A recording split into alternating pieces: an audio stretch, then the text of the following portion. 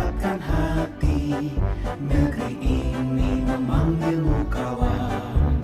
Belajar bergerak berbagi untuk negeri. Guru penggerak majukan pendidikan. Guru penggerak menghamba pada murid. Kreatif rancang pembelajaran. Hargai potensi, tingkatkan prestasi. Lahirkan profil pelajar Pancasila. Belajar bergerak berbagi untuk negeri. Kita menjalin kolaborasi. Belajar bergerak berbagi untuk negeri. Demi bakti pada Ibu Pertiwi.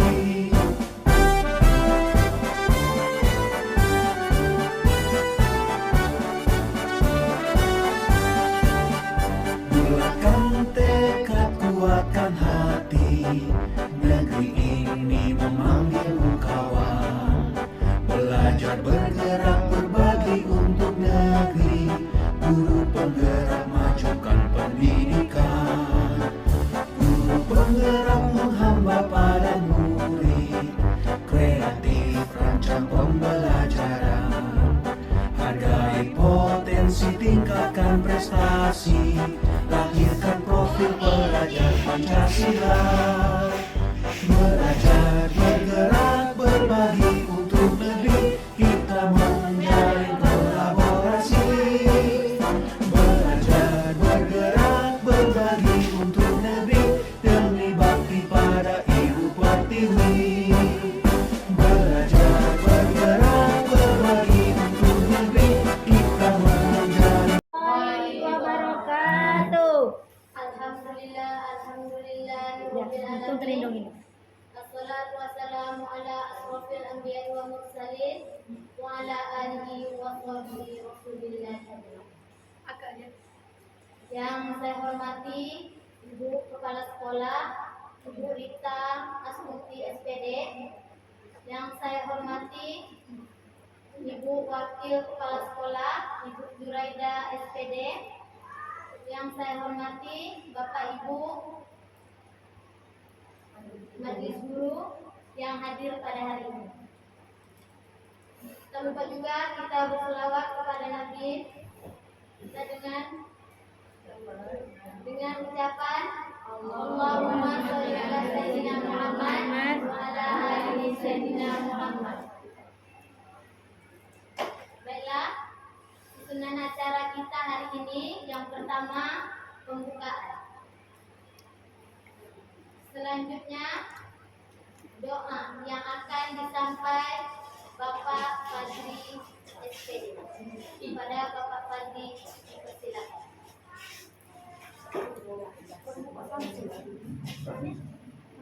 Sekali itu Pak Samsul doa.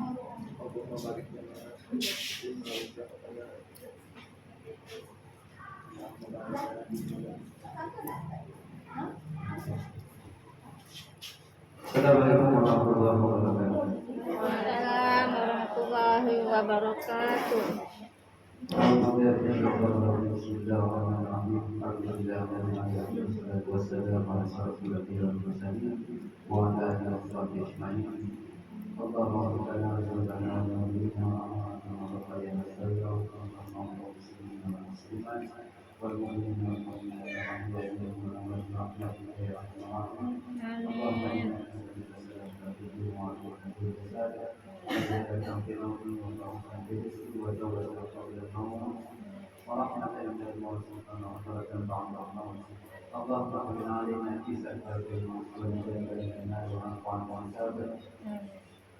ربنا هب لنا من ازواجنا وذريتنا قرة اعين واجعلنا للمتقين اماما ربنا لا تزغ انفسنا اذا هديتنا وهب لنا من لدنك رحمة ربنا اتنا في الدنيا حسنة وفي الآخرة حسنة وقنا عذاب النار وصلى الله على سيدنا محمد وعلى آله وصحبه وسلم.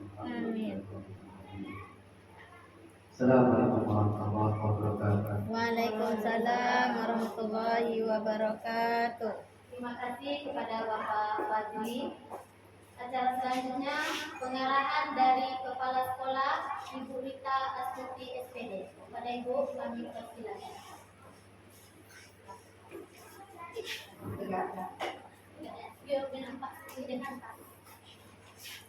Bismillahirrahmanirrahim. Assalamualaikum warahmatullahi wabarakatuh. Waalaikumsalam warahmatullahi wabarakatuh.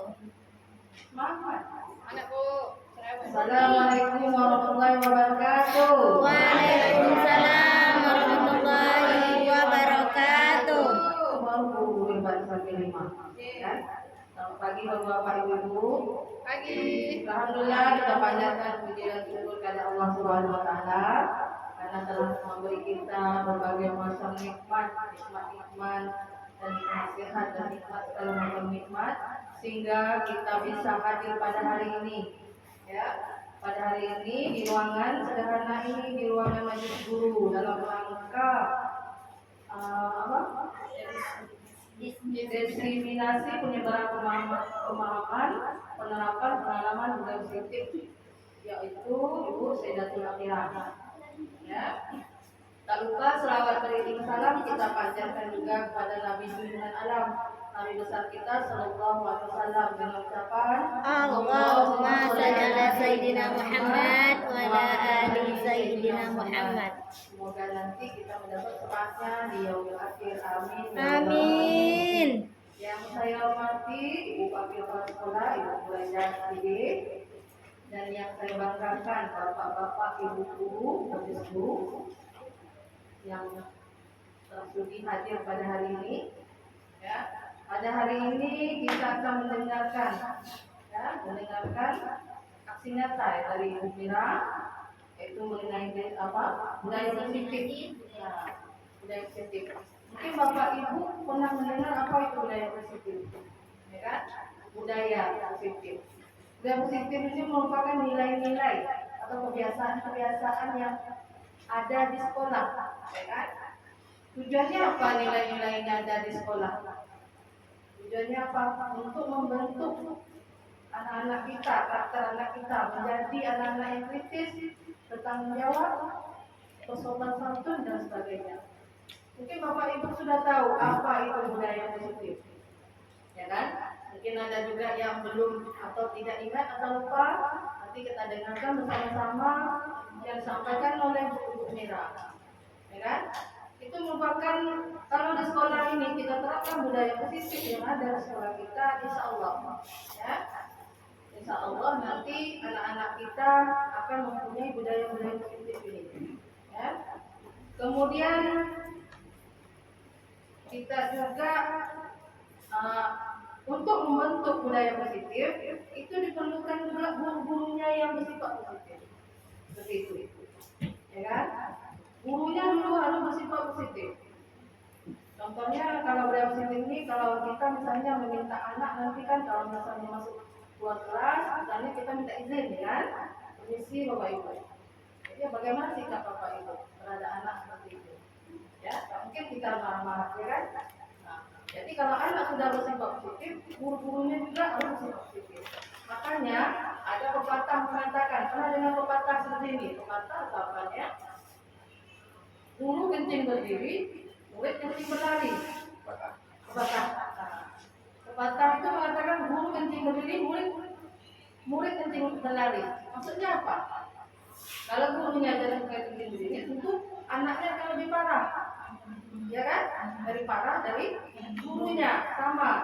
Jadi guru ini merupakan contoh atau model.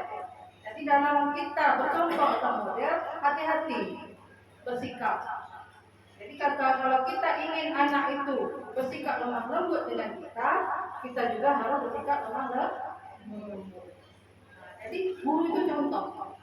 Jadi diawali dari contoh oleh guru akan melahirkan anak-anak didik kita yang juga sesuai dengan keinginan kita. Nanti kita bicara misalnya disiplin dengan anak, ya kan? Kita bicara kenapa terlambat masuk ke sekolah, kenapa lambat?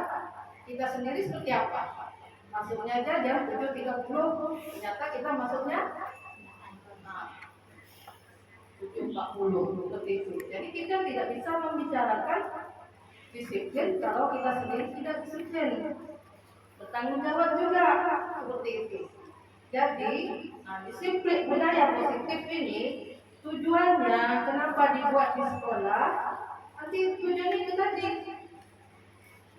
ya, kita ingin guru-guru dan anak-anak kita menjadi orang yang punya sifat-sifat positif, bertanggung jawab contohnya, berkritis dan mempunyai sopan santun. Kan? Kadang-kadang kita malah dengar anak-anak kita sering mekik-mekik, ya kan? Kenapa anak-anak kita ini mekik? Balik lagi ke kita, ya kan? Kenapa anak ini misalnya tidak membuat tugas? Tentu balik ke kita lagi. Coba bisa limpahkan semua kesalahan-kesalahan anak itu kita jadikan patokan pada diri kita. Apa yang kita lakukan terhadap anak-anak ini sehingga dia membuat kesalahan? Seperti itu. Jangan nasib kita menyalahkan anak saja. Jadi budaya positif ini juga dibuat berdasarkan kebutuhan atau kebutuhan yang lebih berpihak kepada anak-anak seperti itu. Ya, harus berpihak kepada anak-anak. Ya, bukan hanya berpihak pada kita. Seperti itu. Nanti akan dilanjutkan oleh Ibu Mira. Mudah-mudahan apa yang nanti disampaikan aksi nyata dari Ibu Mira ini bukan sekedar kita hadir pada hari ini, tapi kita mulai membenahi diri apa itu budaya positif. Aku yakin banyak dari kita yang tidak tahu budaya positif itu apa. Karena kita sudah melakukannya sehari-hari seperti itu. Ya, mudah-mudahan apa yang disampaikan menjadi berkah dan ilmunya bermanfaat bagi kita semua. Mudah-mudahan dengan wabillahi taufiq hidayah. Assalamualaikum warahmatullahi wabarakatuh. Waalaikumsalam warahmatullahi wabarakatuh.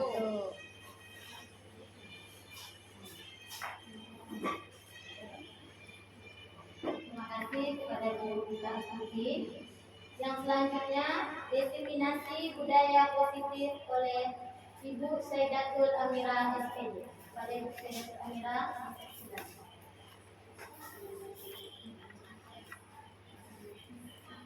Bismillahirrahmanirrahim. Assalamualaikum warahmatullahi wabarakatuh.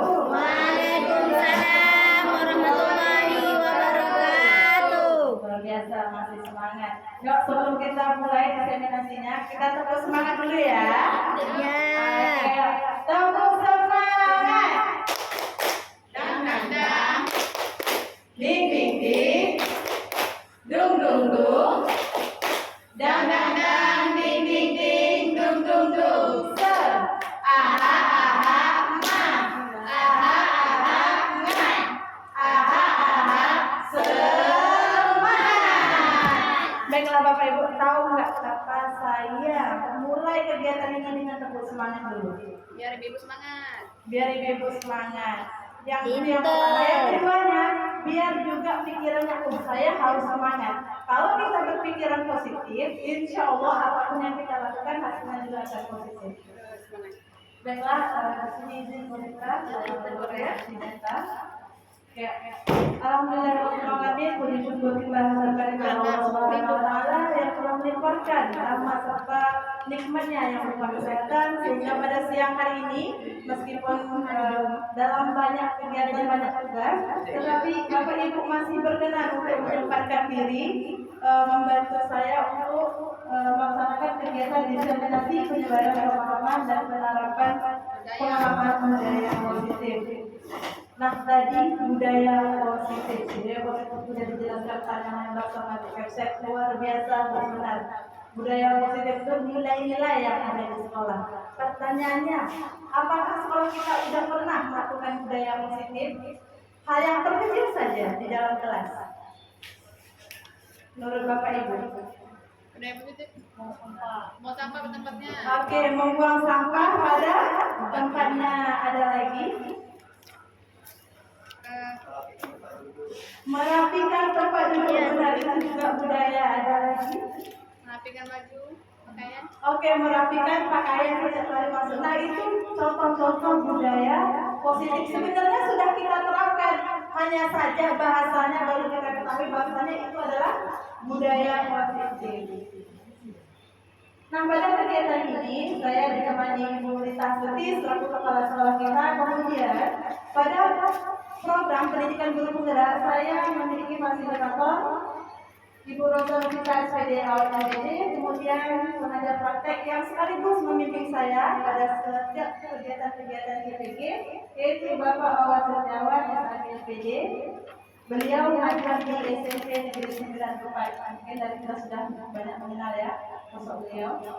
Nah, ini adalah 8 topik yang akan kita pelajari sama-sama, yaitu konsep inti budaya positif. Pertama, perubahan paradigma belajar, disiplin positif, nilai-nilai kebajikan, motivasi perilaku manusia, keyakinan sekolah atau kelas, kebutuhan dasar manusia, posisi kontrol, restitusi, dan juga restitusi. Nah, sebelum kita masuk ke paradigma, apa itu paradigma kita? Saya akan memberikan sebuah video tentang pendidikan zaman kolonial. Nanti di sini saya berharap ada dari Bapak Ibu memberikan sedikit tanggapan tentang pendidikan di zaman kolonial.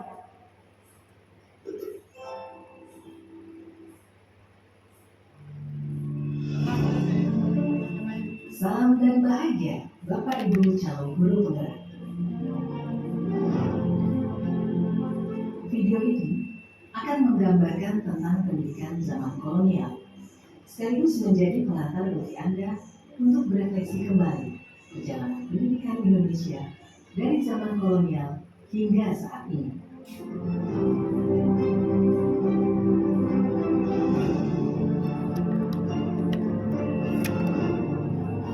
Tahukah Anda, pada tahun 1854, beberapa bupati menginisiasi pendirian sekolah-sekolah kabupaten, tetapi hanya untuk mendidik calon-calon pegawai.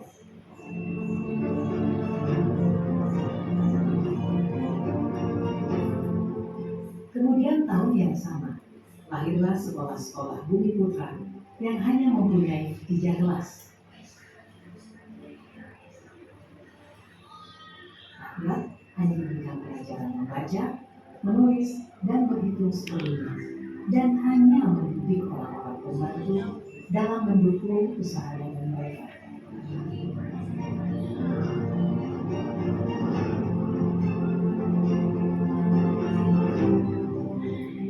Pemerintah Hindia Belanda memberikan kelonggaran kepada para calon mudir dokter Jawa untuk mendapatkan pendidikan dan pengajaran. Namun, tahukah Anda mengapa?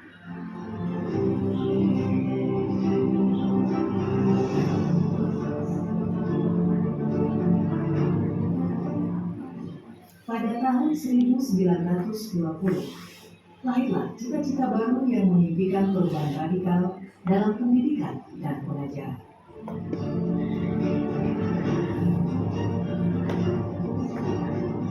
Dan pada tahun 1922, lahirlah Taman Siswa di Yogyakarta sebagai sebuah gerbang emas kemerdekaan dan kebebasan kebudayaan bangsa.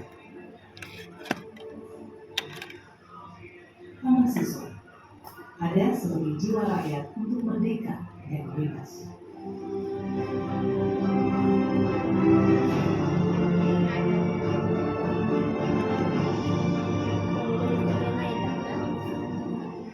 Lalu, apakah kita sudah merdeka?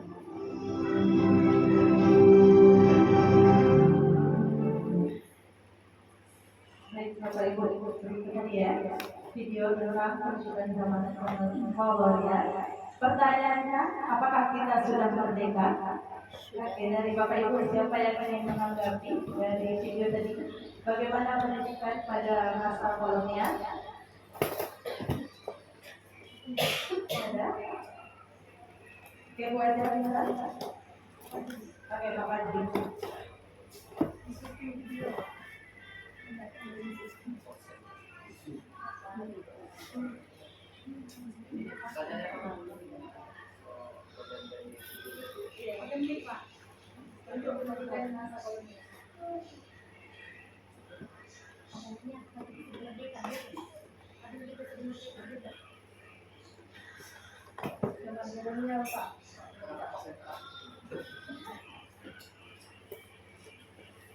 Baik, assalamualaikum warahmatullahi wabarakatuh.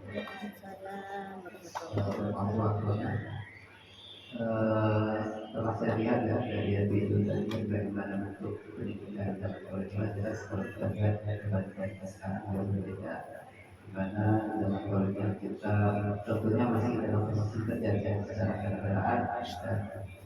tentunya sangat berpengaruh pendidikan kita.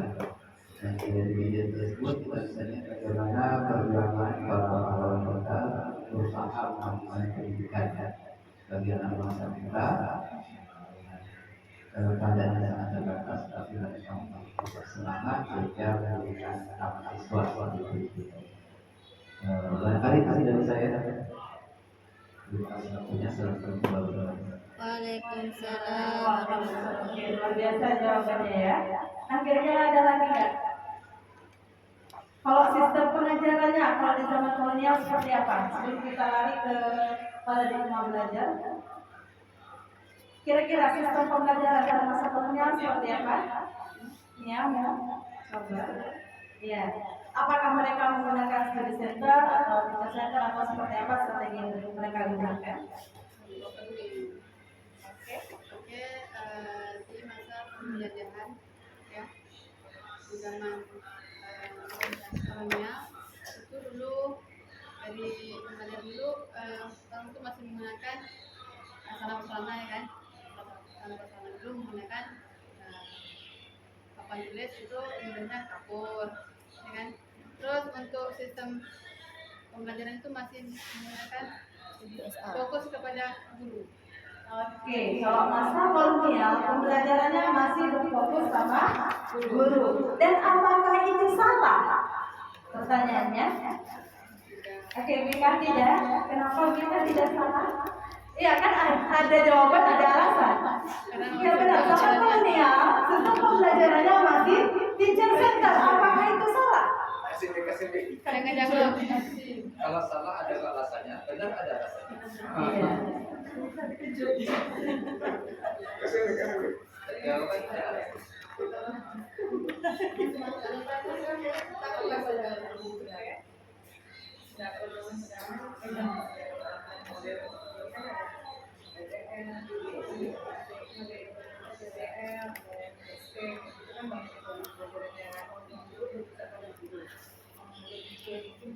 Tadi kan kita yang bilang mengajar, membaca, menulis, itu bedanya.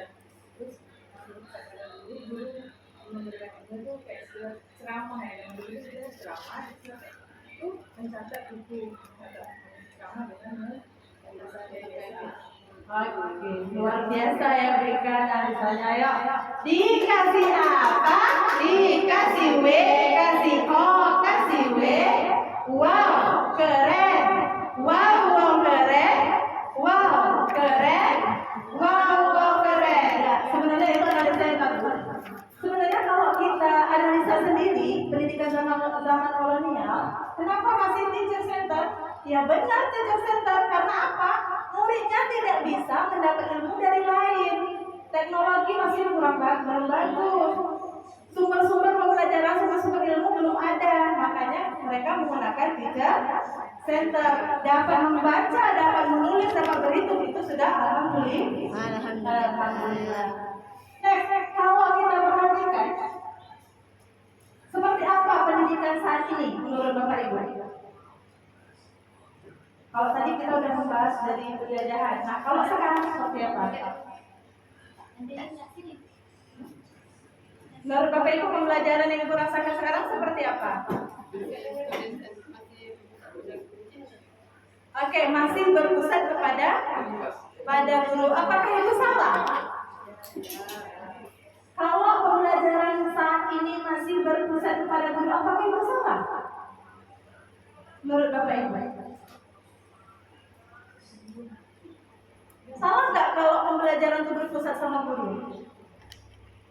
Sebenarnya tidak salah Bapak Ibu. Kita hanya tergantung materinya. Ada materi yang bisa langsung dipraktekkan sama anak, diamati, dipelajari sama anak, kemudian kita hanya menjadi fasilitator. Ada materi yang memang gurunya harus ceramah gitu. Jadi nggak salah yang teacher centernya. Hanya saja penggunaannya harus kita sesuaikan dengan materi yang akan kita pelajari. Nah, di sini itu tentang perubahan paradigma belajar. Berbicara mengenai paradigma belajar berarti kita berbicara tentang pola pikir. Nah, menurut saya ada pola pikir yang diharapkan kepada setiap guru, yaitu kalau dulu kita terlalu sering belajar menggunakan metode ceramah, ada baiknya sekarang kita coba terapkan yang bersifat student center. Seperti apa student center, Bapak Ibu? Oke, berpusat kepada murid. Contohnya PJBL. Iya, pembelajaran yang berdasarkan proyek. Kemudian kita juga bisa menggunakan strategi cooperative learning, di mana di sana anak secara berkelompok menyelesaikan sesuatu. Kita juga bisa menggunakan discovery, inquiry, dan lain sebagainya. Kemudian pembelajaran baru atau kurikulum merdeka merupakan pembelajaran yang berorientasi pada penguatan kompetensi dan pengembangan karakter murid untuk mewujudkan profil pelajar Pancasila. Nah, untuk kurikulum merdeka, kira-kira penerapan apa yang sifatnya berorientasi kepada murid yang telah dilakukan oleh Kemendikbud kita, kemudian meminta sekolah untuk menerapkannya? Contohnya seperti apa? Hal yang telah kita lakukan sebenarnya. Kegiatan tersebut kita lakukan guna untuk masa depan anak juga, sehingga meskipun tanpa kita, anak sudah bisa berjalan sendiri. Masih ingat proyek P5? Ya, itu proyek P5 kurikulum merdeka, di mana di situ kita kegiatannya bersifat berorientasi kepada siswa yang menemukan. Kita hanya sebagai fasilitator, dengan harapan ketika nanti anak sudah besar, dengan apa yang kita ajarkan kepada mereka bisa menerapkan dalam kehidupan sehari-hari. Oke, itu paradigma. Nah, selanjutnya yaitu disiplin positif. Kalau kita bicara tentang disiplin, apa yang terlintas di benak Bapak Ibu? Kalau kita berbicara disiplin, apa yang terlintas di benak Bapak Ibu? Peraturan. Terus ada lagi kira-kira?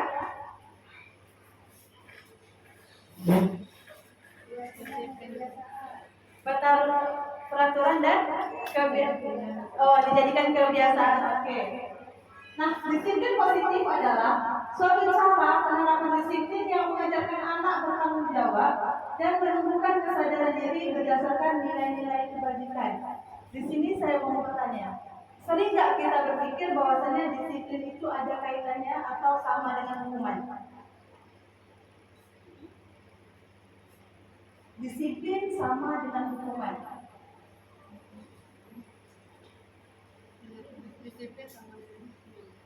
Identiknya kebiasaan orang berpikir bahwasanya disiplin pasti hukuman.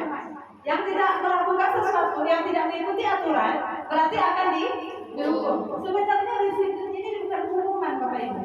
Lain, hukuman berbeda dengan disiplin. Kalau disiplin ini sesuatu hal yang harus kita patuhi, yang memang berasal dari intrinsik kita, dari dalam diri kita. Tapi kalau hukuman itu nanti sifatnya eksternal. Seseorang bisa berperilaku baik karena memang takut untuk dihukum. Jadi beda, disiplin sama hukuman adalah beda. Nah, menurut Ki Dewantara, katanya disiplin diri itu dapat membuat murid memahami, menyadari bahwa segala tindakan yang dilakukan berdasarkan motivasi intrinsik, bukan karena adanya paksaan, ujian ataupun hukuman. Nah, selanjutnya itu nilai-nilai kebajikan. Nilai-nilai kebajikan merupakan sifat-sifat positif manusia dan menjadi tujuan mulia yang ingin dicapai oleh setiap individu. Nah, di sekolah kita sudah menerapkan belum nilai-nilai kebajikan? Di sini ada nggak yang wali kelasnya menerapkan 9K, 7K atau 9K? Masih ingat nggak apa aja satu kata-kata di sana?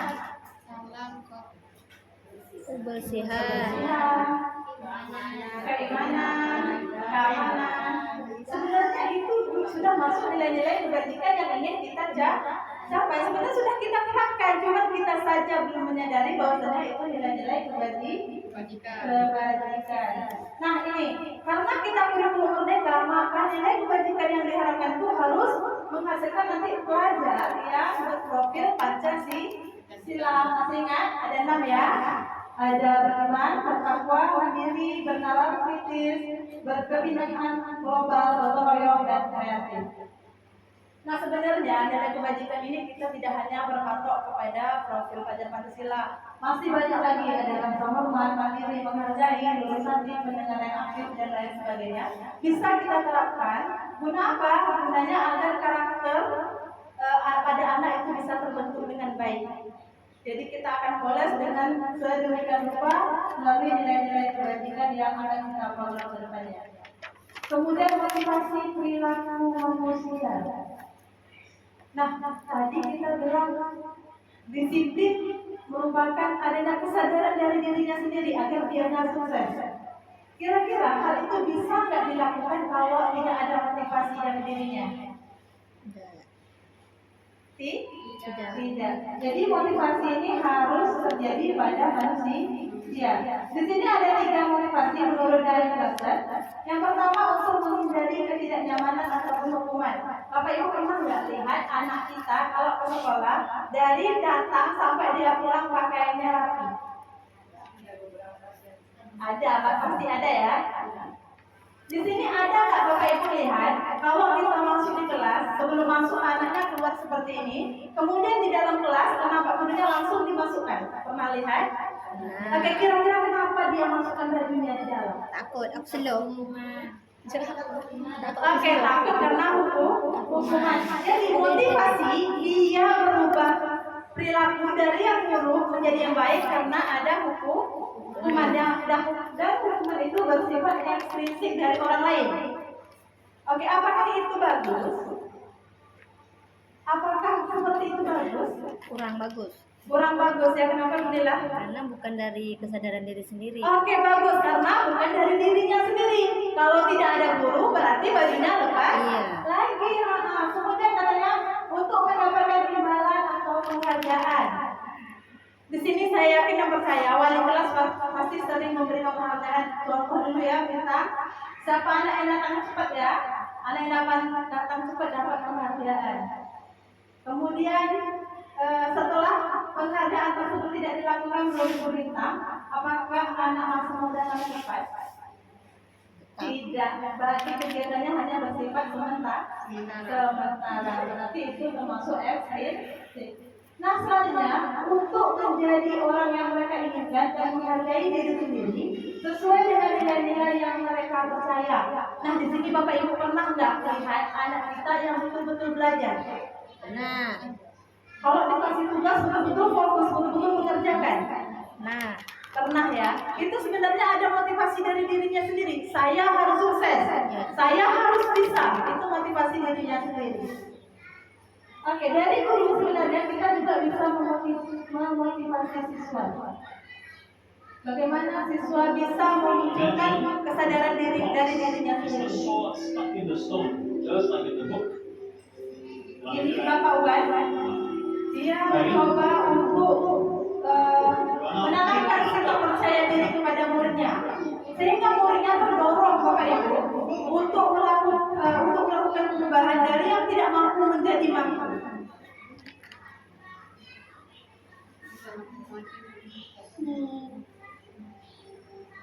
Kalau siswa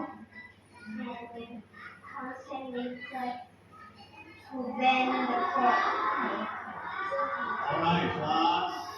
Let's be nice. Okay?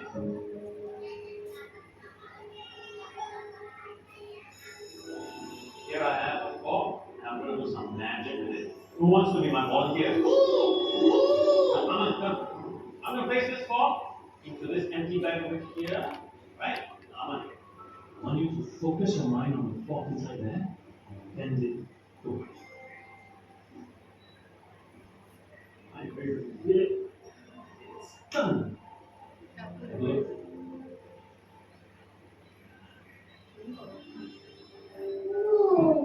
See what we can achieve when we put our minds to it?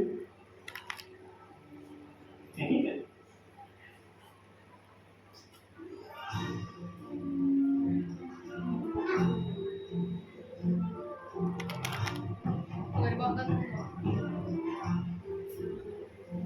Yeah. Just love you.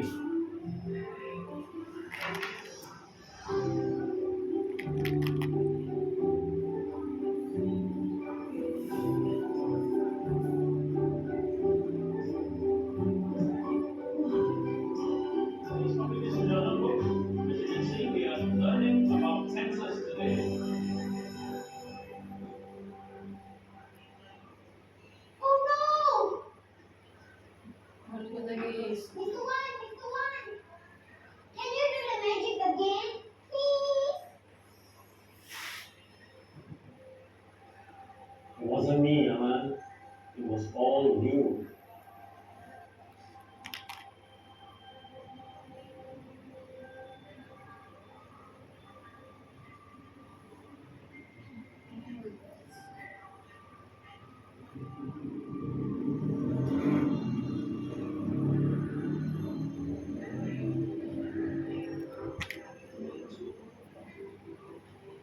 It was amazing to see how far he had come.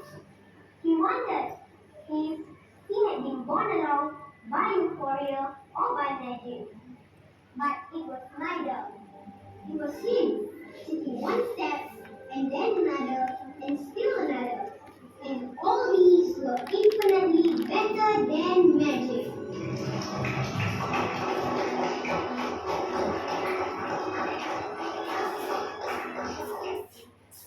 Ya, sudah mulai tergambar Bapak Ibu. Sebenarnya anak kita yang kita pikirkan, dia tidak mampu. Hakikatnya bukan anak kita tidak mampu Bapak Ibu. Hanya saja motivasinya kurang. Kita tidak bisa berbicara bahwasanya motivasi ekstrinsik itu tidak bagus, tidak. Ada kalanya motivasi ekstrinsik yang berasal dari kita bisa menguncikan rasa sadar diri mereka, sehingga anakku ternyata aku harus bisa melalui ini, harus bisa. Mereka butuh jalan, jadi kita sebagai guru memberi jalannya. Jadi kita memberi jembatan sehingga pada dasarnya nanti anak kita mampu atau sadar bahwasanya dia harus menjadi orang sukses melalui usahanya sendiri, kesadarannya sendiri. Nah, selanjutnya yaitu tentang keyakinan kelas atau sekolah. Sudah pernah melakukan keyakinan kelas? Peraturan kelas sudah pernah dilakukan? Kayak biasanya kalau peraturan kelas yang buat guru atau siswa atau guru dengan siswa? Guru dengan siswa. Identiknya selalunya peraturan kelas. Yang kenyataan yang terjadi sama kita?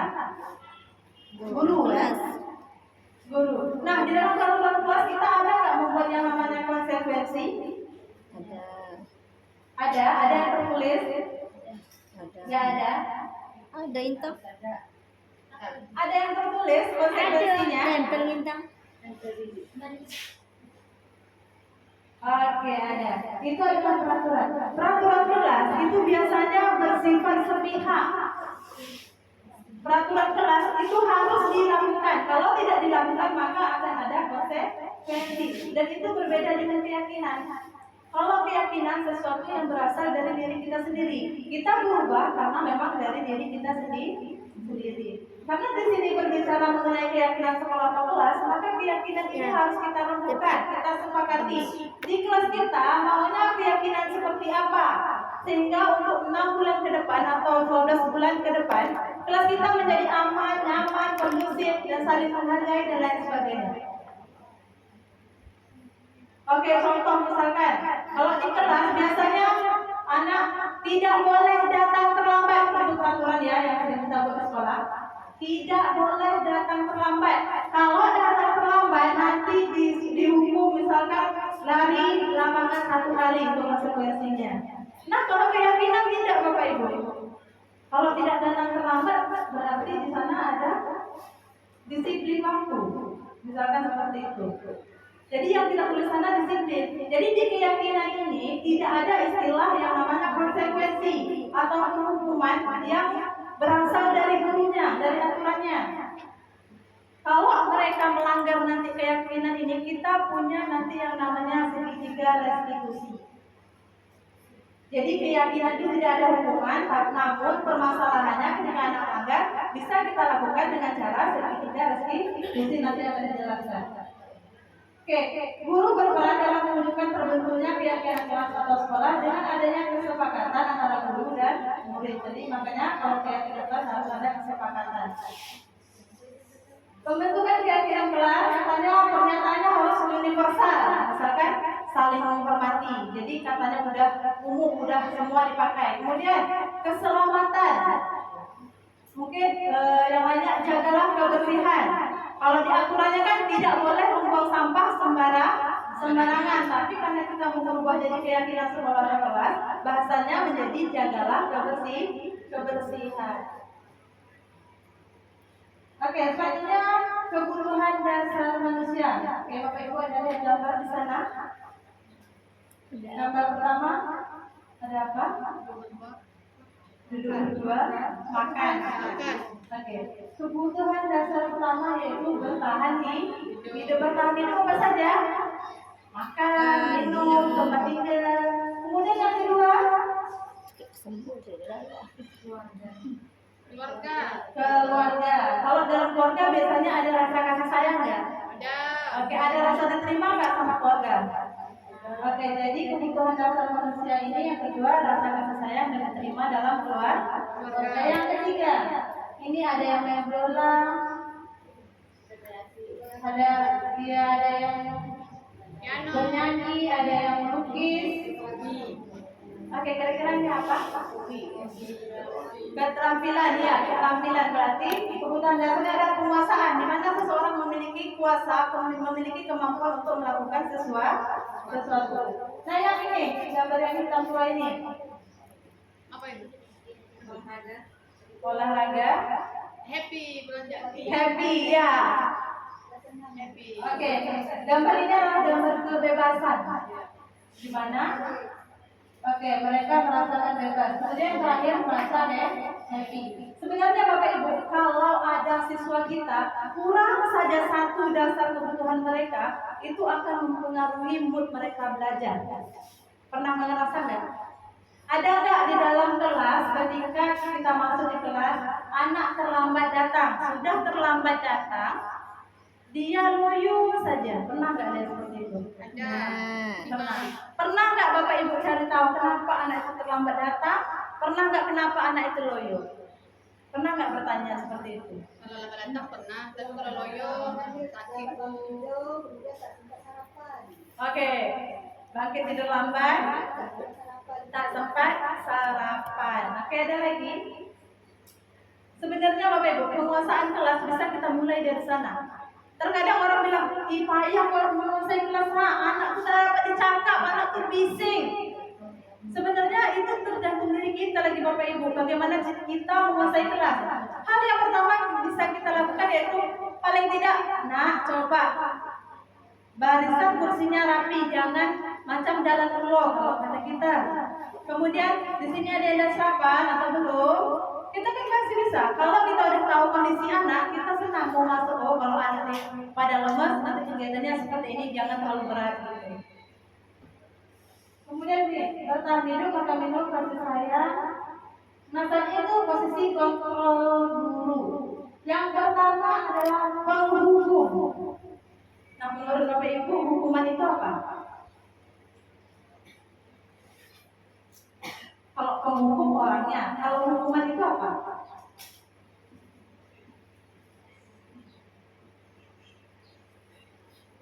Hukuman itu apa? Kalau penghukum orangnya, Memberi sanksi. memberi sanksi ya. Hukuman itu apa menurut Ibu? Apa? Tindakan ya. Ada lagi? Weh, kau datang terlambat Maaf. Aku nggak maaf di mana? Waduh, terus saja terlambat. Kemana betul di mana? Di kau di masalah ke sekolah. Waktu aku di mana dah? Itu karakter penghukum. Itu karakter penghukum. Nah, karakter yang saya tampilkan barusan seperti apa? Identiknya orang penghukumnya seperti apa? Marah, nadanya tinggi, suka menghardik, secara tidak langsung menjatuhkan mental anak. Ya enggak? Anak mau kasih alasan, tapi kita tak kasih kesempatan. Jadi kau ini perlu alasan mau mengak, kau ini. Iya dah. Pernah tak tidak begitu? Mungkin di kau di tengah waktu yang boleh nak, orang tak tengah sekolah jelek. Kita marah. Di situ kalau kau merasa bersalah,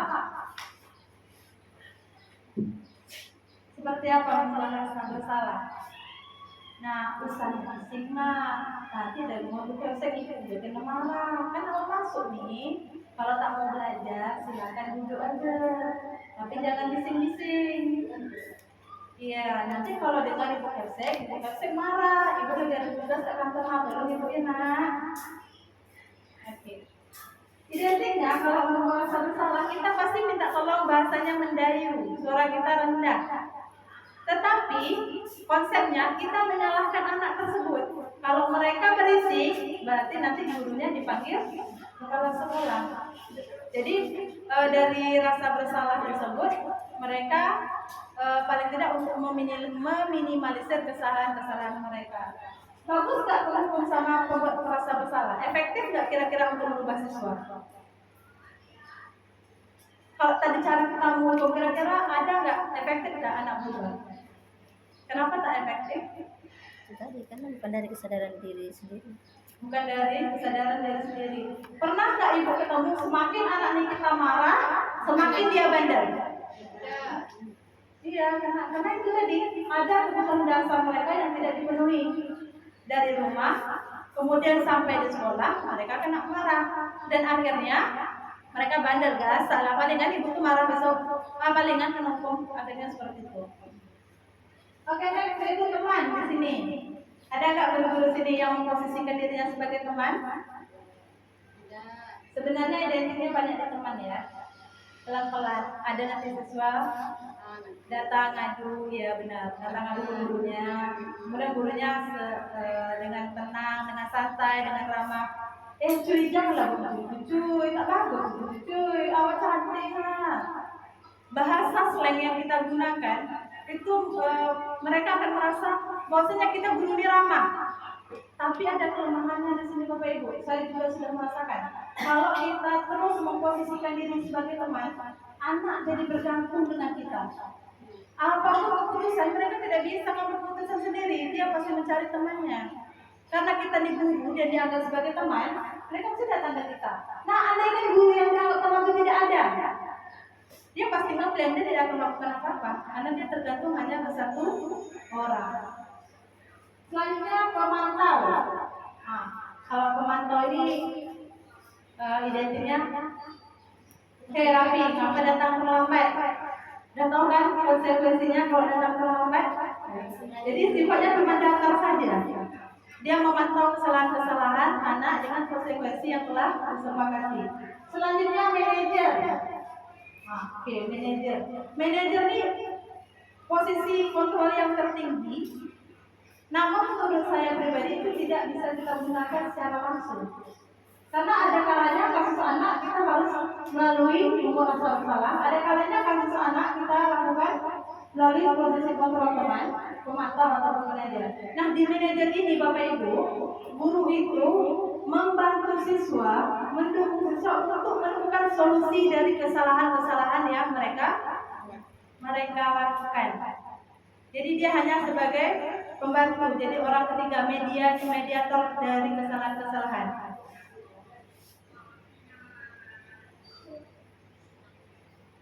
Oke, ini contohnya.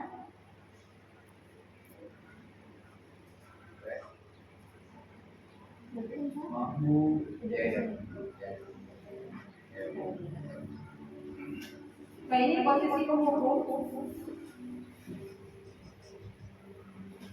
Seorang anak yang datang terlambat. Bagaimana contoh seorang penghukum di sini?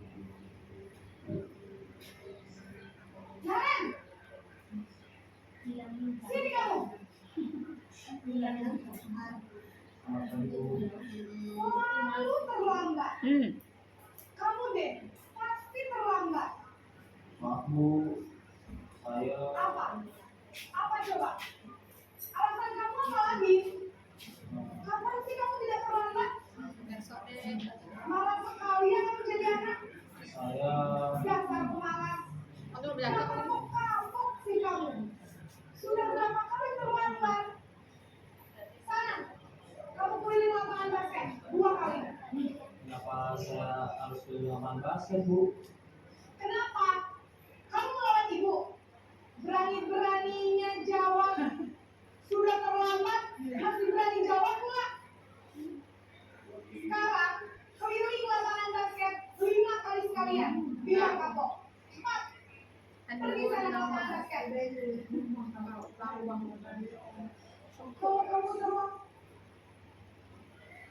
Kalau ini pembuat selalu salah, itu banyak ada siapa.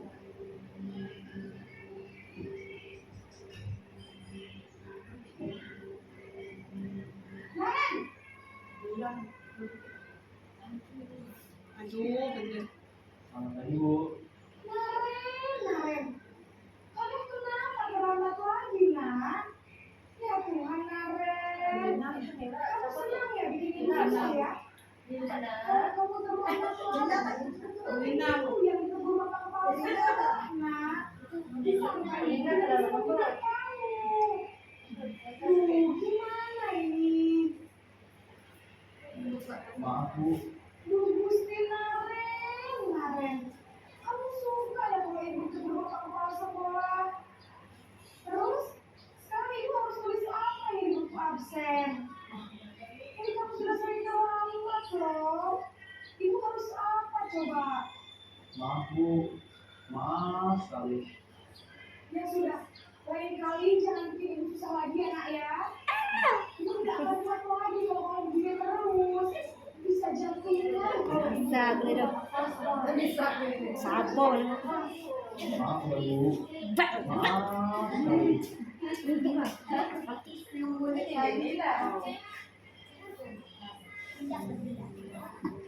Ini kalau masih teman. Ya sengaja saya memberikan video ini. Ini meme, ini meme dah. Tetap bagi kita. Ini meme.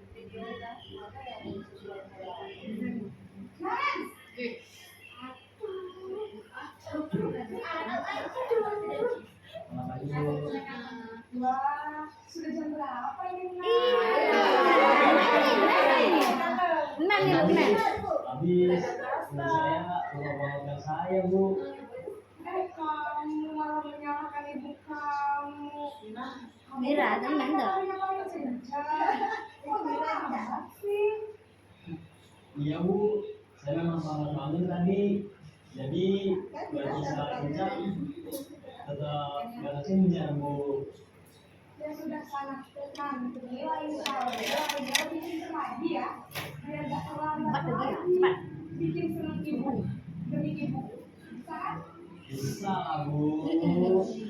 Ya sudah sana masuk kelas mau beresin usaha selam ini ada aja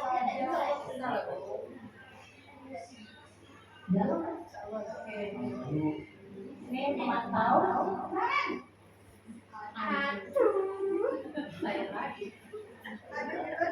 Bu. Naren, apa peraturan sekolah kita tentang jam berapa kita harus masuk sekolah? Nak? Kita harus di sekolah jam 7, Bu. Iya betul. Sekarang sudah jam 7.20. Naren sudah tahu konsekuensinya jika terlambat hadir. Paham, Bu. Saya harus tinggal kelas pas jam istirahat selama 20 menit. Iya benar, konsekuensinya demikian. Jadi nanti jam 9.30 pas istirahat, kamu harus tinggal di kelas, kerjakan tugas tambahan untuk ketinggalan kamu, ya? Baik, Bu. Posisi sekolah maksudnya ini manajer. Ini posisi manajer. Manajer dia tidak memberi kesalahan, tidak langsung jadi kesalahan, namun menjadi mediator bagi sesuatu memperbaiki kesalahan. Selamat pagi, Bu. Selamat pagi, Naren.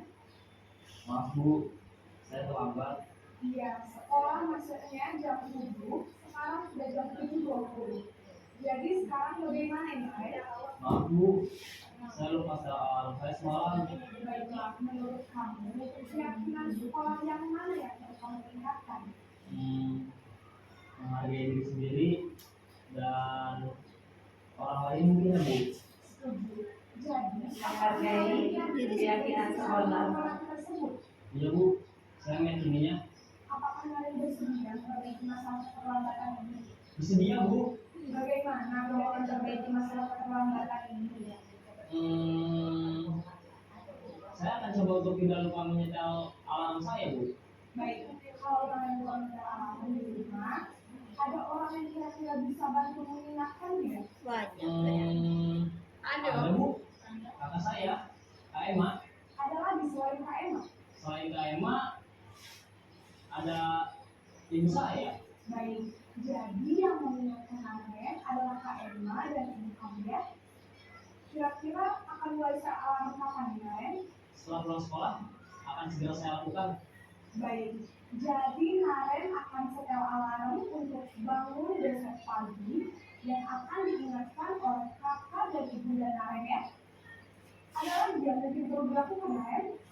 Agar tidak terlambat bangun lagi. Tidak ada, Bu. Baik, Naren. Terima kasih untuk kerjasama kamu. Sekarang kamu perlu kembali ke kelas untuk belajar. Baik, Bu. Terima kasih. Oke, itu posisi manajer.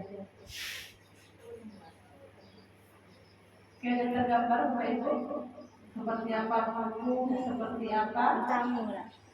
merasa bersalah, lemah, memantau dan juga manajer. Nah, sikap posisi kontrol guru. Kalau guru, kamu terus yang terlambat, kutip sampah sana, mengambil keputusan sendiri. Kita tidak membuat peraturan dengan konsekuensi seperti itu. Contoh lain, kamu terlambat sana, keliling lapangan 5 kali, keliling lapangan 5 kali sudah kita sepakati belum dengan siswa? Belum, makanya itu disebut dengan pengukur. Keputusannya sepihak. Kita yang mengambil keputusan. Jadi keputusan yang kita ambil identiknya menyakiti anak. Jadi itu pengukur. Kemudian merasa bersalah, merasa kecewa sama kamu, teman, ayo bantu bapak nak, misalkan ayo bantu ibu nak. Kemudian memantau kesalahan apa yang telah kamu lakukan, konsekuensi. Kemudian kalau manajer lebih menekankan kepada nilai-nilai keyakinan. Oke, ini adalah ini adalah kasus. Oke, Buya boleh bantu baca. Salah, ya. Lagi sariawan. Kamu sudah benar-benar. Oke, ya. Sabrina hari itu bangun terlambat dan terburu-buru sampai di sekolah. Dia pun akhirnya sampai di gerbang sekolah, tapi baru menyadari kalau tidak menggunakan sepatu hitam seperti tertera di peraturan sekolah. Di depan pintu kelas, Bapak Lukman memperhatikan sepatu Sabrina yang berwarna coklat. Sabrina berusaha menjelaskan bahwa dia terburu-buru dan salah mengenakan sepatu. Pak Lukman menanyakan Sabrina apa peraturan sekolah tentang seragam warna sepatu. Sabrina menjawab sudah mengetahui sepatu harus berwarna hitam, namun terburu-buru dan salah mengenakan sepatu. Selain tidak mungkin kembali pulang karena rumahnya jauh sekali, Pak Lukman tetap bersikeras pada peraturan yang berlaku dan mengatakan, ya sudah, kamu sudah melanggar peraturan sekolah. Kamu salah, kamu terlambat, salah pula warna sepatunya. Segera buka sepatumu bahwa tidak bisa mengenakan warna sepatu sesuai peraturan.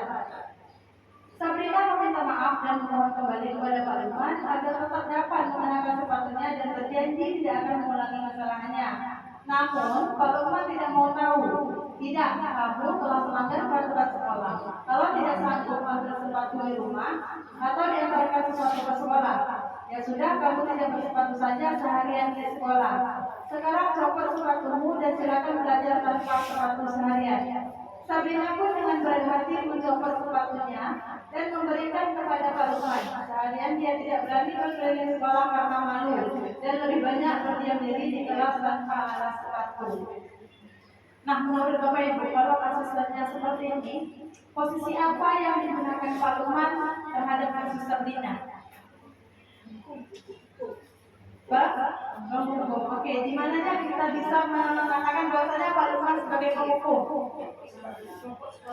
Oke, mencopot sepatu, karena mencopot sepatu tidak disepakati dalam aturan sekolah. Berarti Bapak Ibu sudah paham ya? Oke, next. Selanjutnya segitiga restitusi. Segitiga restitusi adalah proses menciptakan kondisi bagi murid untuk memperbaiki kesalahan mereka sehingga mereka bisa kembali kepada kelompok mereka dengan karakter yang lebih kuat lagi. Oke, ada 3 tahap segitiga restitusi. Yang pertama, menstabilkan identitas. Kedua, validasi tindakan yang salah. Dan ketiga, menanyakan keyakinan. Oke, ini ada contoh.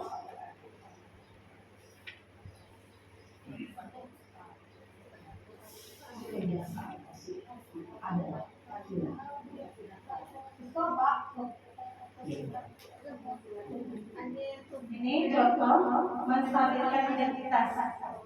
Jadi ini kita bisa gunakan Bapak Ibu kalau kita anak kita sedang berkasus. Stabilkan dulu kesalahan mereka, identitas mereka. Lama kita bukan Kok Pak, gue banget. Masa aku dikatain tukang minyak Pak? Ya aku marah Pak. Aku boleh dikatain mereka juga Pak. Gue banget. Oh begitu. Ya pasti semua ada salah. Juga karena apabila Bapak juga ada marah katanya itu sama. kamu nggak Ya saya harus dikatain mereka Pak. Gue banget. Saya bentak-bentak dia bukan yang lain. oh begitu. Tapi kamu melakukan seperti itu ada suatu alasan tertentu kan? Iya Pak, tapi saya diam saja Pak. Ya saya Jadi pada sini kita harus mengetahui alasannya kenapa. Ya, Jadi validasi. mempertahankan harga diri itu sesuatu yang penting buat kamu. Untuk penggeledahan yang berbeda ini Iya Pak. Untung saya masih bersabar dan hanya mendengar saja. Ya belum padahal saya pasti tidak bergerak. ya pasti ya. Tapi kamu memilih untuk tetap bertahan dengan sabar. Kamu memilih untuk tidak berbuat lebih parah lagi. Nah, sekarang coba kita lihat lagi. Tindakan kamu yang berkaitan di kelas. Tindakan kamu itu tidak sesuai dengan keyakinan kelas atau prinsip kamu tidak? Enggak lah Pak. Capek Pak di rumah. Jadi keyakinan atau prinsip mana yang sesuai dengan keinginan kamu? Ya saya sebenarnya sama seperti orang lain. Jadi tapi saya menjadi lagi. Jadi tidak bisa itu. Kamu punya prinsip ya? Menghargai orang lain itu kan? Yakin lah Pak. Iya, setuju. Kita harus saling menghargai. Namun ada juga keyakinan yang hati yang perlu kita jalankan. Apabila kita sedang marah, Ya saya kalau itu aktif. Nah juga yang saya menjadi sabar. kira-kira kamu bersedia memperbaiki masalah ini? Iya Pak. Terus kamu memperbaiki masalah ini. Kamu akan menjadi orang tua. Saya akan menjadi orang yang bertanggung jawab kali ya Pak. Dan satu aktif. Iya. Menurut kamu, bagaimana rasanya menjadi orang seperti itu? Dan nyaman lah, bangga, bersabar, dan mandiri. Baiklah kalau begitu. Yuk kita pikirkan bagaimana memperbaiki masalah ini.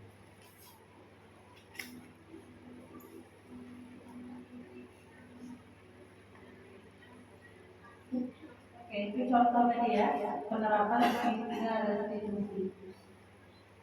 Nah, kalau misalkan kasusnya seperti ini, segitiga restitusi seperti apa yang akan kita lakukan?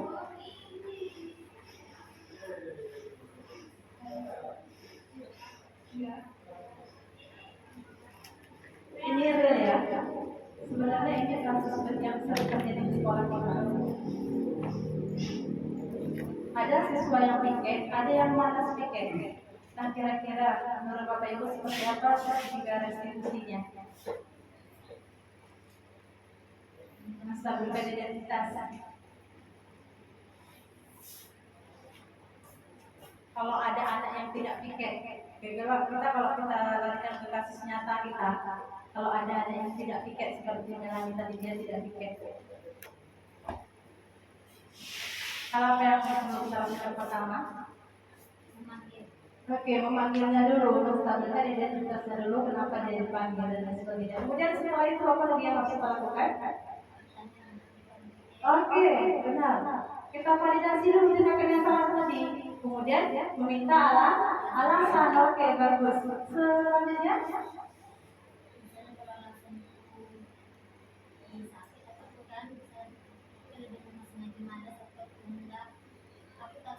dengan kawan yang itu misalnya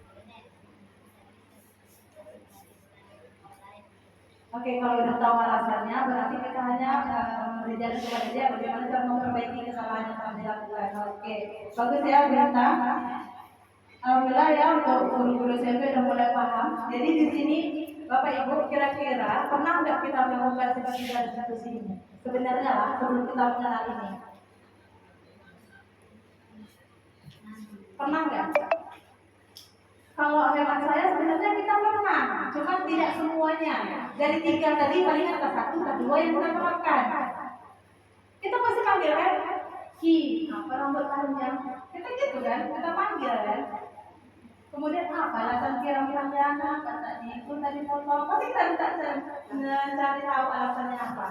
Nah terkadang kita juga menggunakan keyakinan bicara tidak langsung gitu. Jadi sebenarnya semua ini sudah kita terapkan. Cuma baru ini yang kita tahu bahwa ternyata yang kita terapkan termasuk ke dalam segitiga restitusi.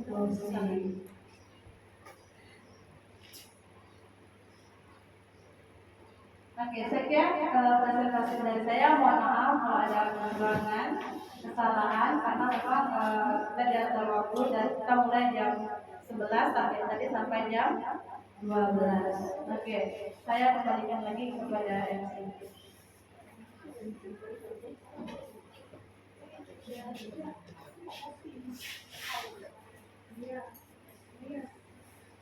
Terima kasih pada Syekh Amira.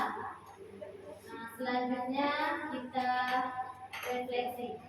Oke, bismillahirrahmanirrahim. Assalamualaikum warahmatullahi wabarakatuh. Waalaikumsalam warahmatullahi wabarakatuh. Oke, selamat pagi semuanya.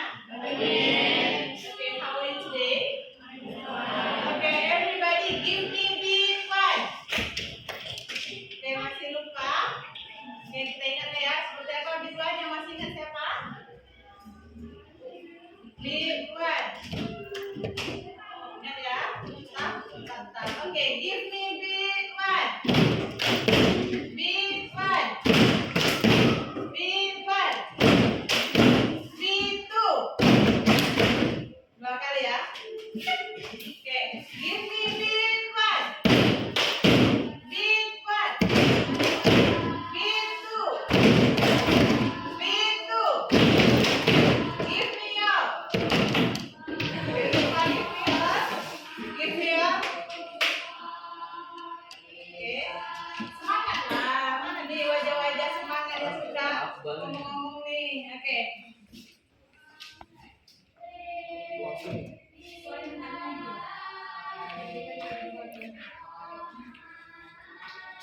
Baiklah. Di sini Mem akan mendiseminasikan tentang keyakinan kelas. Nah, di sini siapa yang pernah dengar tentang keyakinan? Apa itu keyakinan?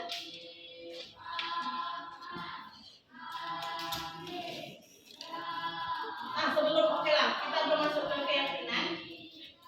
Kelas 81 pernahkah membuat peraturan? Oke, pernah ada ya peraturan kelas, pasti ada ya. Setiap kelas pasti ada peraturan kelas. Siapa yang bisa sebutkan sama Mem seperti apa peraturan kelas? Tidak boleh mencoret meja. Tidak boleh mencoret meja. Ada lagi?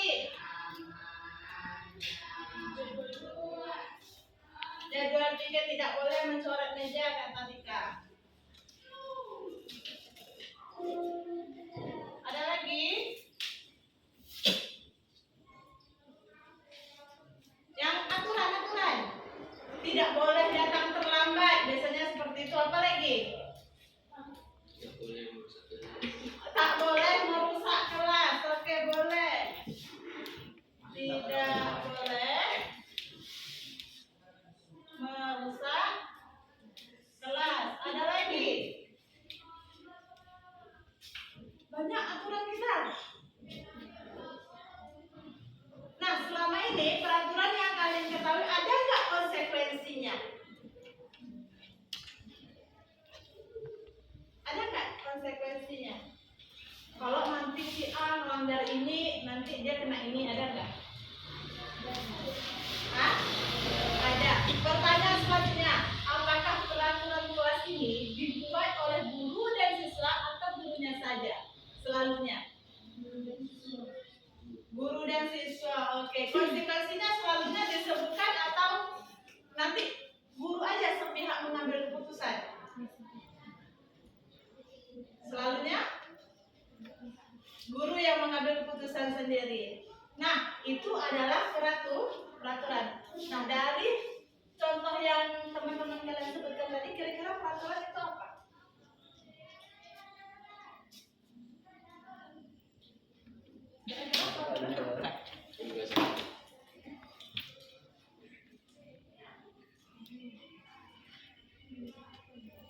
Kira-kira aturan, kata dasarnya atur.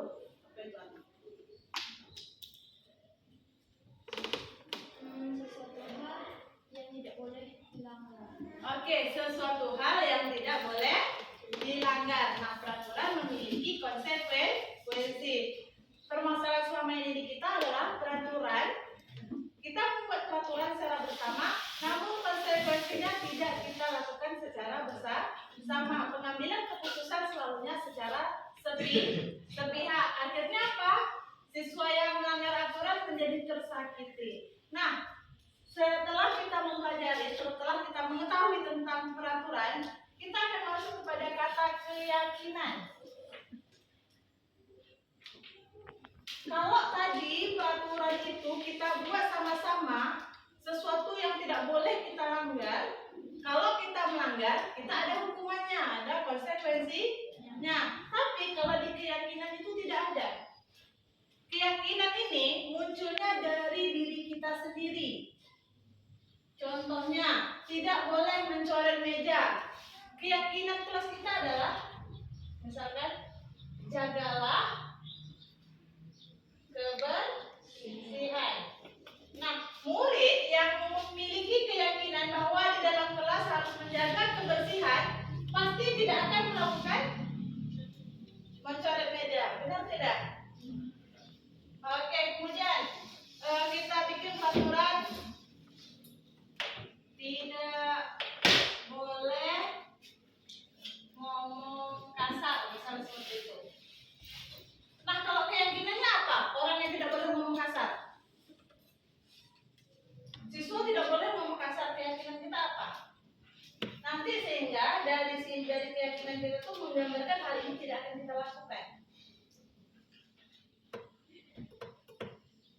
Kira-kira apa?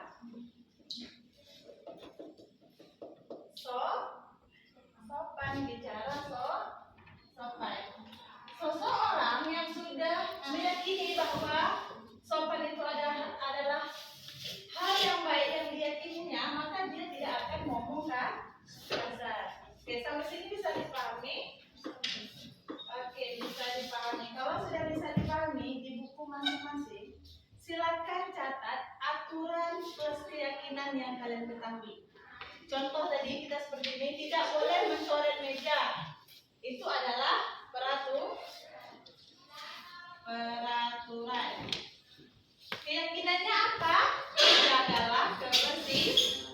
Ingat, kalau peraturan itu dilakukan secara bersama-sama, kalau dilanggar memiliki hukuman atau konsekuensi. Kalau keyakinan, ini adalah dorongan dari diri kita sendiri. Aturan kita yang buat, kita yang sepakati, hanya saja tidak ada konsekuensi ataupun hukuman. Tapi nantinya, kalau yang melanggar keyakinan, kita akan ada penyelesaian masalah dengan segitiga restitusi yang pernah melakukan kepada Fitriani dan Melani.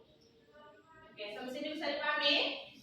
Oke, silakan dibuat satu saja peraturan, satu keyakinan menurut kalian yang kalian pahami di buku. Oke, coba kalian pikirkan saja.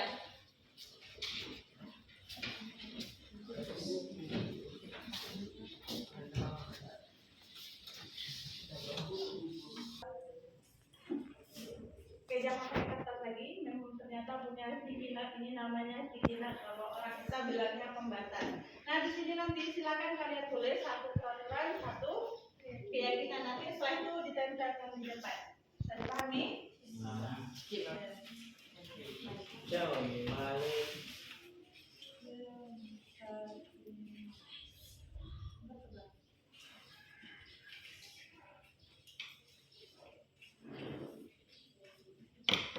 Kuning tuh.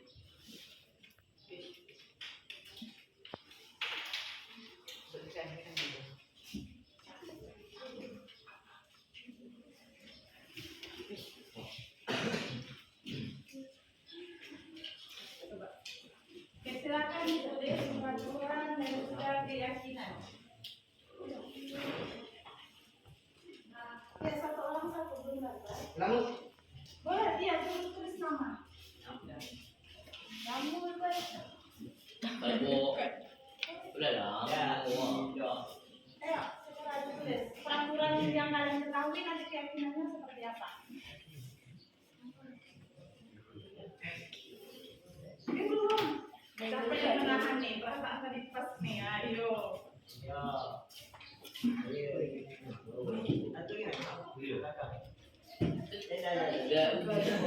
Bilang aja yang minta 2 ya. Oke, ya. Silakan tulis sekarang.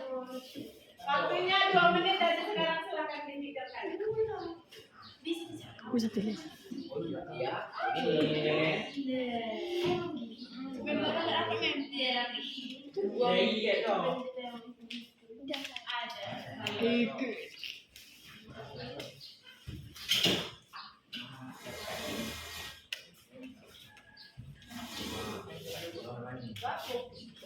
Oke ya. Ingat, peraturan ini sesuatu yang tidak boleh dilanggar.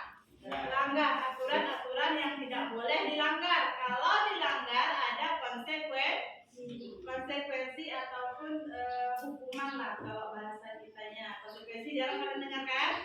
Oke, kalau melanggar pasti ada hukumannya gitu.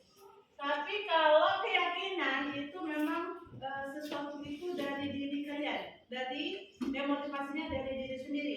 Saya mau berubah jadi yang lebih baik. Bahasanya juga lebih universal. Ibaratnya bahasanya mudah dipahami dengan orang seperti jagalah kebersihan, sopan. Apa lagi kira-kira? Saling menghargai, saling menghormati. Oke, itu contoh dari keyakinan. Silakan.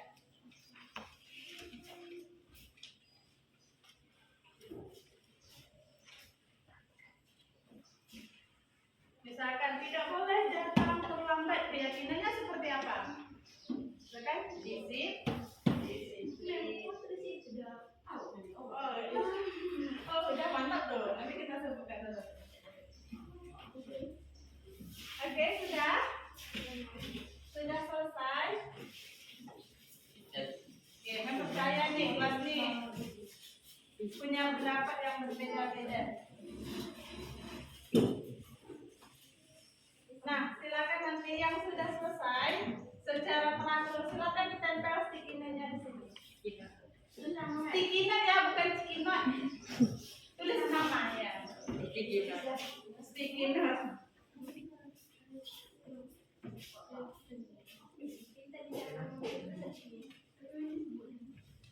Oke, sudah. Ada yang lain lagi? Ya, cepat. Waktu kita berjalan ya. Luar biasa ya, kelas 81. Sebenarnya udah ada di hati, tapi betul tidak ya? Tidak apa-apa, kalau salah nanti sama-sama kita perbaiki.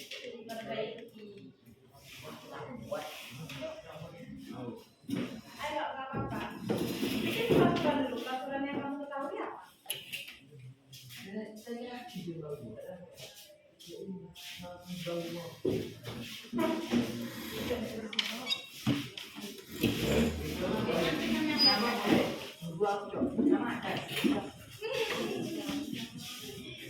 Boleh itu bedanya. Mana? Aku nak ulang kau kan. Jangan kebalik tempat nempelnya, tulis tempat nempelnya.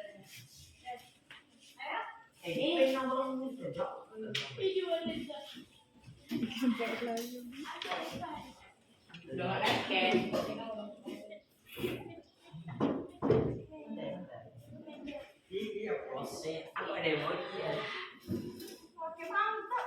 Emoji nanya saya. Diam-diam tapi ternyata ini pasti orangnya. Jadi kita baca. Oke ya, satu lagi, ayo.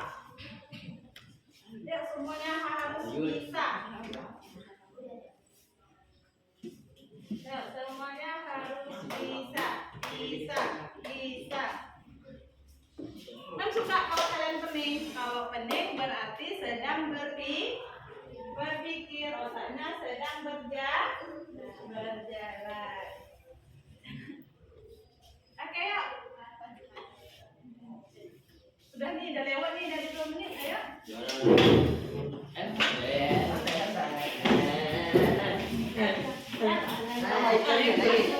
Ayo sendiri-sendiri saja. Mana ini?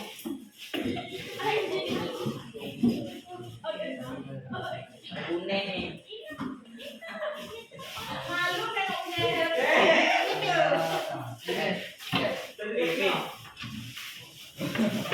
Yang itu Milo.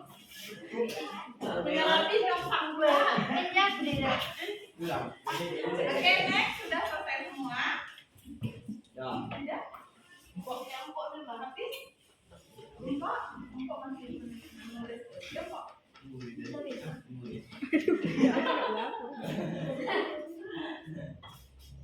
Ada yang mau. Kamu habis. Oke, udah mau bapak yang ini aja. Kalian coba baca ya. Dari oke, tidak boleh membuang sampah sembarangan. Itu peraturan sekolah ya. Benar nggak kalau itu peraturan sekolah? Tidak boleh membuang sampah sembarangan. Karena kalau keyakinannya adalah jagalah kebersihan di sekolah. Oke, itu bagus. Oke, Noratika, tidak boleh datang terlambat, itu aturan sekolah kita. Kalau keyakinannya seperti apa? Disiplin. Oke, bagus. Next, Fitri. Katanya peraturan sekolah kita tidak boleh tidak memakai dasi. Keyakinannya adalah rapi. Luar biasa tuh. Benar, tapi kalian tidak boleh bisa ya. Sesuatu hal yang datang dari diri kalian sendiri, bukan ada paksaan dari orang lain. Oke, bagus.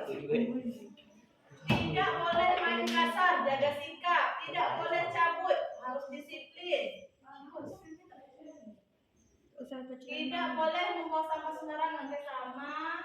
Tidak boleh berantem, rukun keyakinannya. Oke, luar biasa dari Dinda. Yang nggak baca itu sebenarnya jawabannya sama teman-temannya itu. Oke, tidak boleh melawan guru, harus sopan keyakinannya. Oke, bagus. Oke, kata Iki tidak boleh rambut siswa panjang. Keyakinannya adalah kerapian. Oke, bagus. Oke, harus piket kelas. Katanya keyakinannya tertib gitu. Ada disiplin maksudnya, piket kelas tepat waktu. Tidak boleh cabut saat jam pelajaran. Keyakinannya harus menghargai guru yang masuk. Boleh. Tidak boleh membuang sampah sama. Oke, tidak boleh merusak barang di kelas. Berarti merawat kelas dengan baik. Oke, yuk. Peraturan dan keyakinan yang kalian buat itu luar biasa. Kita tepuk tangan dulu. Nah, sebagai penutup, siapa yang bisa kasih kesimpulan apa perbedaan peraturan dan keyakinan? Siapa yang bisa? Kalau lihat dari jawabannya luar biasa.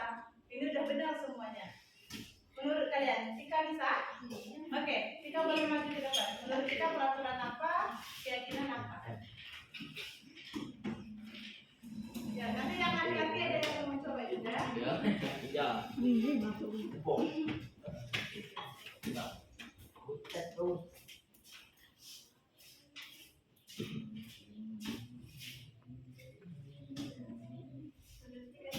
Ya, menurut diri kamu ya, kamu paham. Assalamualaikum warahmatullahi wabarakatuh. Waalaikumsalam warahmatullahi wabarakatuh.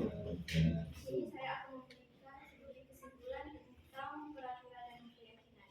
Menurut saya peraturan adalah suatu hal yang tidak bisa dilanggar, dan jika dilanggar itu akan mendapatkan konsekuensi atau hukuman. Sedangkan keyakinan adalah suatu hal yang datang dari diri kita, dan jika kita melanggar kita tidak mendapat konsekuensi atau hukuman.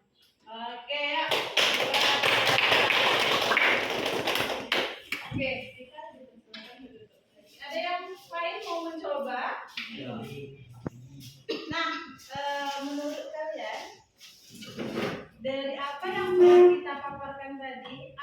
kalian dapat? Apa yang baru betul-betul kalian ketahui di sini?